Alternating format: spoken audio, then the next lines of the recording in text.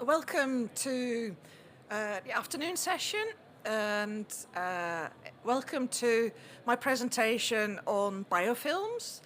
My name is Geertje van Keulen. In case you looked up my name and, oh heck, I want to ask a personal question, how do I not embarrass myself in addressing me? Geertje is perfectly fine, and if you want to say something like, I typically respond to that as well, because in Dutch my name is Geertje. So.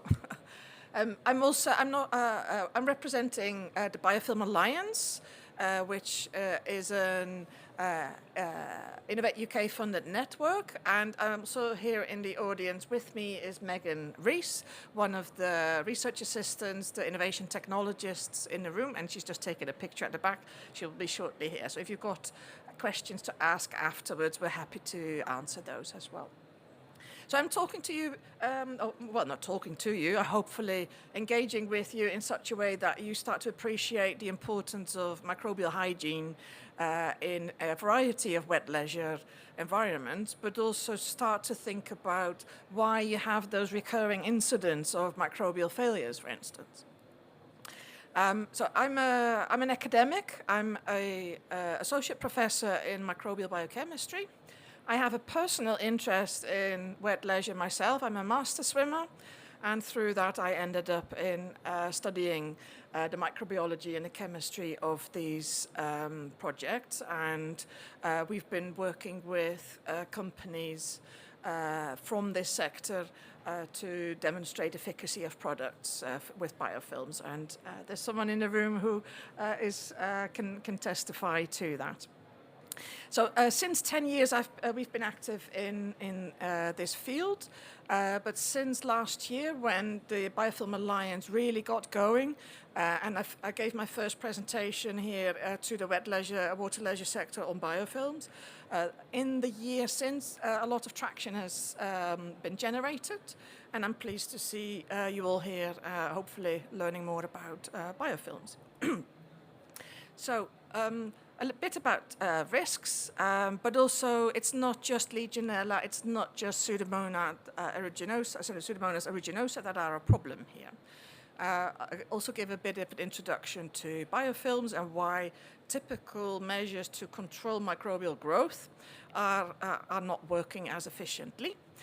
What kind of biofilm intervention options there are, and how we as a community try to move ahead in the same way that the biocidal product regulation is in effect a regulatory framework for chemicals, biocides, that kill or target planktonic cells. We need to move towards that for biofilm management as well. So, hot tubs, swimming pools, a variety of different infections can occur, and green-eyed monsters do exist, and they can result from infections of the eye. So keratitis is caused by various organisms, and Pseudomonas aeruginosa gives that really green, awful look. But conjunctivitis, well-known type of eye infection that can result from poorly maintained swimming pools and hot tubs, etc. Hot tub rash, skin rash, rash from being on a floatable in pools that are not maintained well are definitely occurring more perhaps than we are aware of, because there's no requirement from medical practitioners to report these issues. So you've got various types of skin infections, a variety of different causative agents, Staph aureus, Pseudomonas again, but also siblings to the microbes that cause TB. They can also cause a skin infection. And folliculitis is one of these types of symptoms, conditions as a result. Lung infections, we all know about Legionella and pneumonia caused by Legionella. Legionella itself can also cause another type of lung condition called Pontiac fever. That's luckily a bit milder, and most people will recover from that. But pneumonia can be caused by a multitude of different organisms. And again, Pseudomonas aeruginosa is one of those pesky ones out there. And one of those siblings to TB. So Mycobacterium can cause hot tub lung as such. GI tract infections as a result from poorly maintained water, so everyone can understand fecal contamination, etc. So there are a variety of different organisms that can cause such GI tract infections. Norovirus is one of them, and one of the main things to consider how to disinfect norovirus is chlorine does not work on norovirus. So you need to make sure that the way to approach such GI tract infections that are a result from poorly maintained wet leisure facilities, that you have the right strategy towards disinfection. But also think about Cryptosporidium. Cryptosporidium oocysts are also resistant to typical chlorine levels. So microbes vary in different ways to disinfection methods. So I'd like to introduce now, going more towards the biofilm stage. So typical biocidal product range standardized methods target planktonic cells, which may be a term that you haven't heard before, but those are single cells that are in the water phase.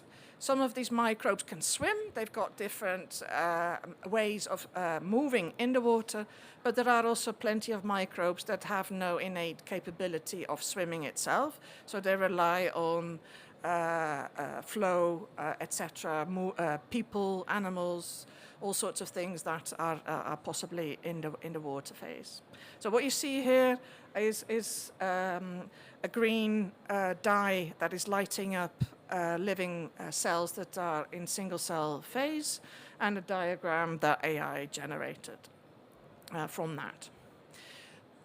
If you have a chemical in that water phase, whether that is chlorine or otherwise, that disinfectant, that biocide, will be able to target that microbe, that single cell organisms from all points, and will target particulars like the membrane surrounding it, and will kill that off quite effectively. And there are a range of different standardized methods through which microbial testing houses test the water to see how much microbial contamination there is. Not all of those work as well as others, and what this diagram shows. So what the diagram shows is from most resistant to least resistant. So if you have biocide sanitizers in the water at low levels, for instance, or perhaps lower than it should be levels, so viruses with lipid envelopes, they are very easy to disrupt. Whereas cysts of protozoa, such as Cryptosporidium, mycobacteria are horrible to treat, to kill. Endospores, they are the mechanism through which bacteria survive, but they are still able of infecting humans and animals alike. So now, what then is that biofilm that you may have heard about but may not have started to appreciate exactly? And I've got a little video here. It's important to realize, so this is specific for Pseudomonas aeruginosa, this particular animation, but whether that's a bacterium that can swim or not, or whether it's a Staph aureus that is unable to swim, it will form typically in the same way. And there are also bacteria and microbes that live together and form a multi-species biofilm, and they can be even more difficult to eradicate. I'm a Pseudomonas aeruginosa. I'm a naturally occurring bacterium that can be found in the environment all around you. And I'm a superbug. When I get into one of you humans, I can cause nasty infections at different sites all over your body. My two worst enemies are the phagocytes from your body's immune system, who eat me, and the antibiotics you use to treat infections, which kill me. However, I'm a sociable bacterium, and when my friends and I get together as a community, we form what is called a biofilm, otherwise known as a slime city. Grouped together like this, we are 1,000 times more resistant to your body's immune system and antibiotics than when we are on our own. This is dangerous for you because it means your infections spread and can even be fatal. The key to understanding how and why we form biofilms is to know that we Pseudomonas aeruginosus are decisive bacteria. There are surfaces that we love and others that we hate. When we approach a new surface, we feel it with our tail-like flagella. If we like what we feel, we stick down and grow little hairs called pili, which we use to attach firmly. But if we don't like what we feel, we swim away as fast as we can. As soon as one of us is securely attached at a surface, we send out messages to tell our friends to come and join us. Once they've also stuck down and we're all settled in, we start to excrete matrix molecules, which join together to form our biofilm. Inside of this, your body's immune system can't fight us, and your antibiotics can't reach us, so your infections continue to spread. The biofilm disruptors interrupt our messaging, so we break apart from each other, allowing your antibiotics and immune system to attack us. And ultimately, our biofilm is destroyed, leaving the only one unhappy about all of this, me, the Pseudomonas aeruginosa. Not so super now, am I?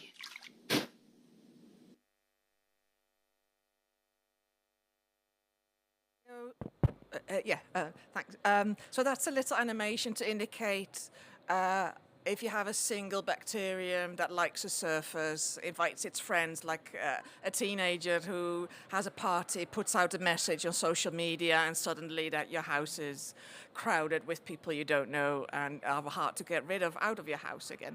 So biofilms are in a similar way, but the different procedures through which different microbes find a surface attractive and settle on that and start producing these slime cities. That is similar but not identical for each of these species.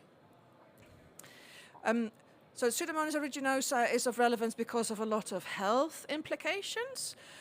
What this next video shows is an introduction to the National Biofilms Innovation Centre, who is the lead partner on the Biofilm Alliance, to indicate to you what kind of sectors are affected by biofilms.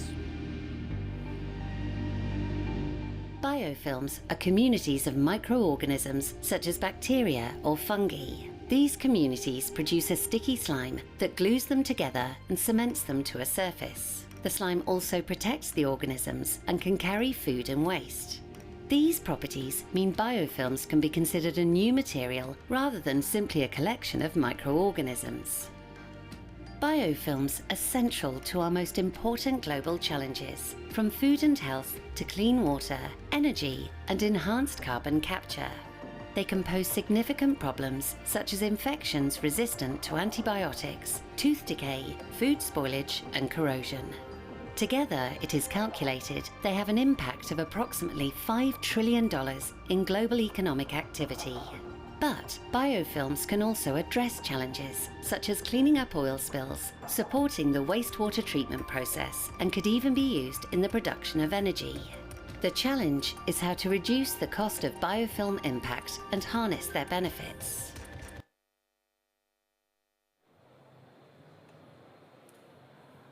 Right, so there you have it. It's not just the water leisure sector as part of the water systems that are affected by biofilms.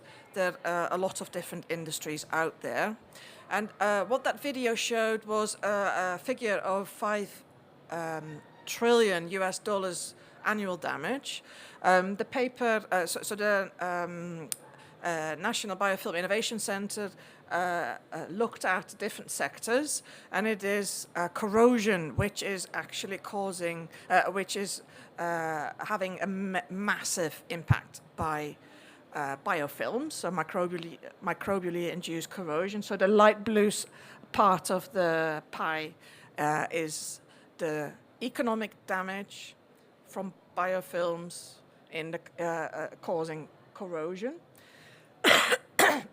If you take that light blue part out and then focus on that right pie, chart, if you then look at where built environment and waste water and wastewater sits, that's still a sizable chunk on an annual basis of economic damage caused by biofilms. So the biofilm life cycle was indicated briefly. So a single cell finds a surface attractive, and then a slime city emerges. And from that slime city, you have sloughing off, breaking off of particles. And the particles that are then in that water phase, those are the ones that you pick up with your microbial tests. And it's those ones that you can typically target with your chemical-based biocides. It does not mean that biofilm management, biofilm prevention or removal can only take place at that stage. All the different stages of these biofilm formations can be targeted in those ways. It's also possible to remove a biofilm without killing it, so that the residual chemicals in the water can then kill off your microbial cells. So there's different ways of approaching biofilm management in water systems, but also elsewhere. What is how you can control that risk. And this is an example of why chemicals in the water phase are not so effective at killing off a biofilm. So what this work shows is a biofilm was created with a bacterium that causes a uterine tract infection, a UTI, and that biofilm is developing on catheter material, so plasticky material. And they had a couple of experiments. One was controlled with saline, so a little bit of salt water. One was irrigated with a biocidal solution, in this case PHMB they wanted to try, and then you have a control that nothing much is done with it.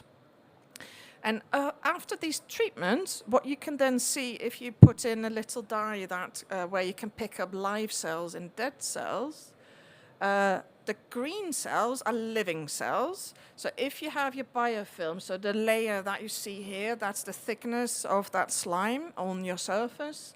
If you just irrigate that with saline, you may slough off a bit, but the cells remain very firmly alive.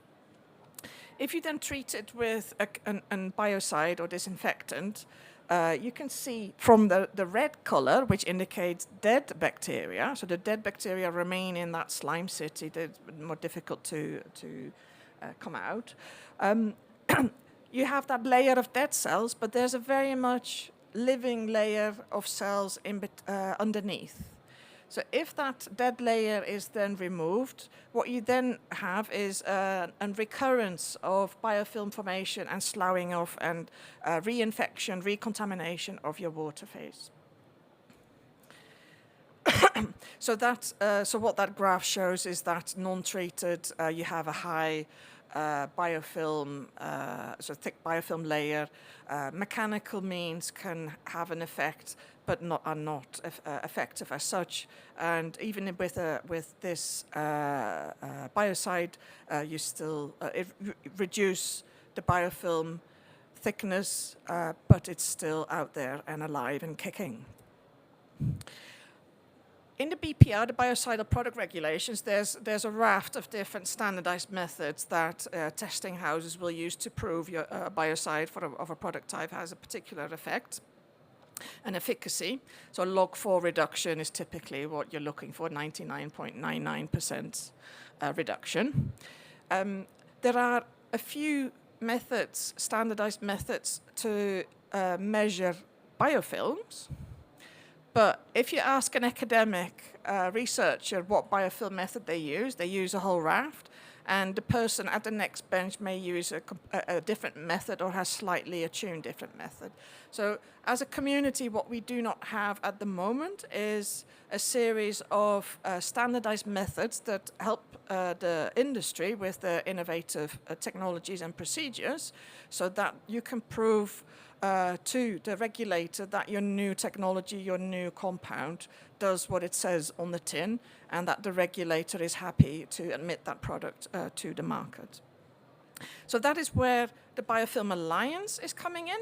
It brings different sectors, different industry, often with the same problems. There's drains everywhere, there's dead legs everywhere.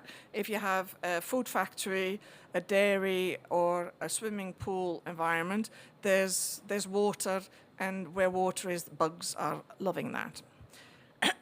So the Biofilm Alliance was created to bring the different sectors, the academics who can do the research and develop the methodologies and validate those methodologies so that the regulators are happy. So that's what the background to the Biofilm Alliance was. So the National Biofilms Innovation Centre is the lead partner in that. And there are 3 more organizations, of which Swansea University is one of them. And IMSL is an industrial partner, so it's Industrial Microbiological Services Limited who are involved.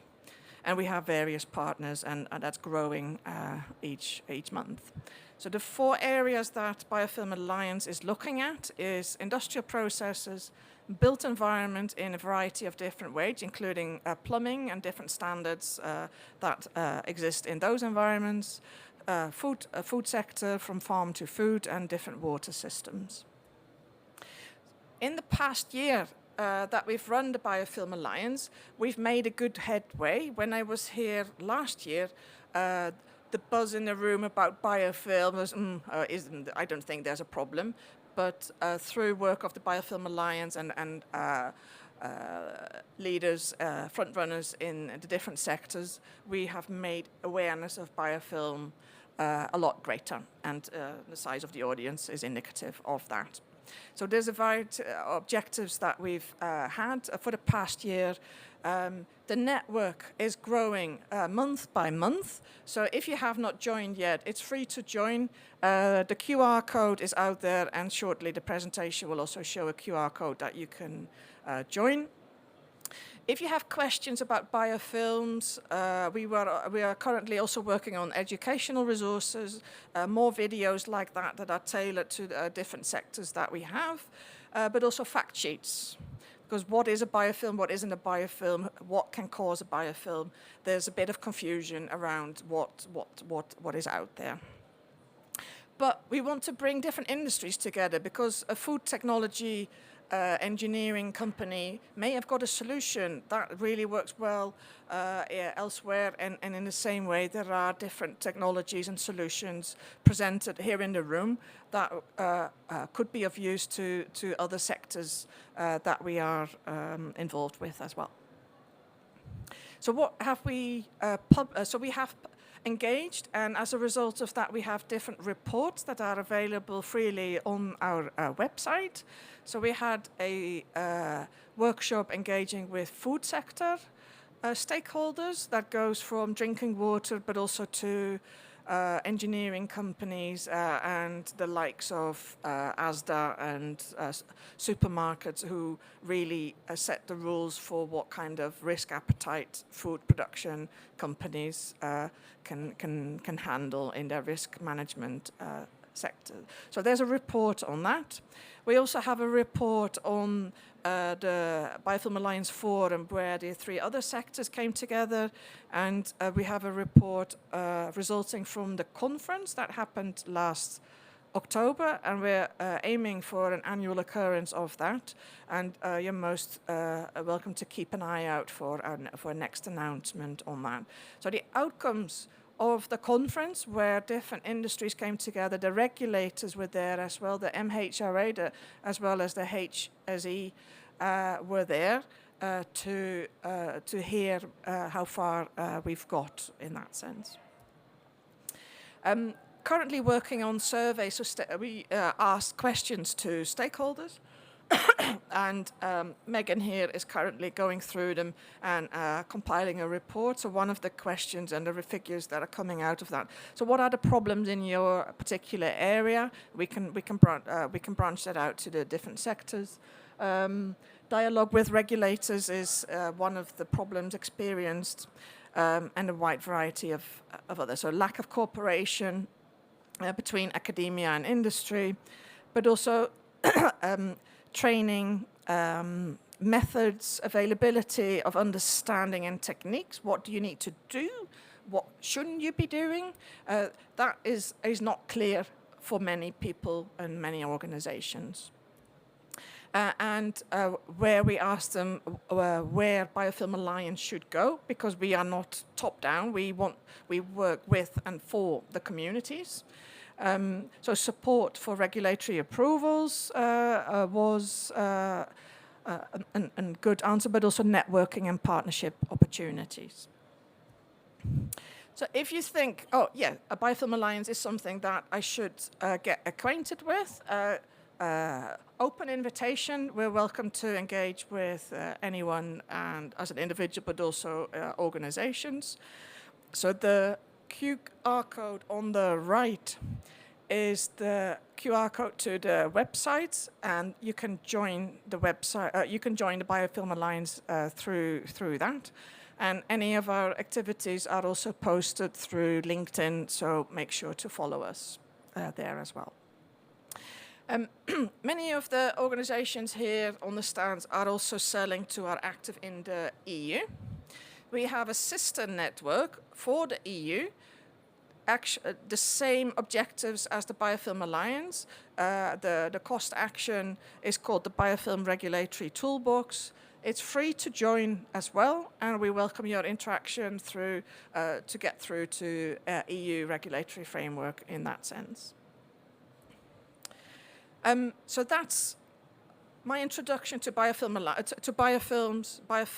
Alliance, but also why it is important for the water leisure sector to be a bit more mindful about biofilms, and how management of that can not only have a health benefit, it certainly can have a economic benefit through reduction of costs for chemical consumptions, and also it may be safe for pool operators as such, because you have fewer breakdowns, etc.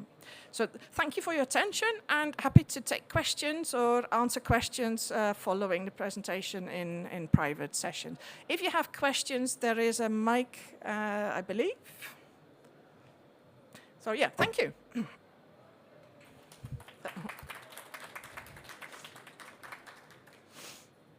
Are there any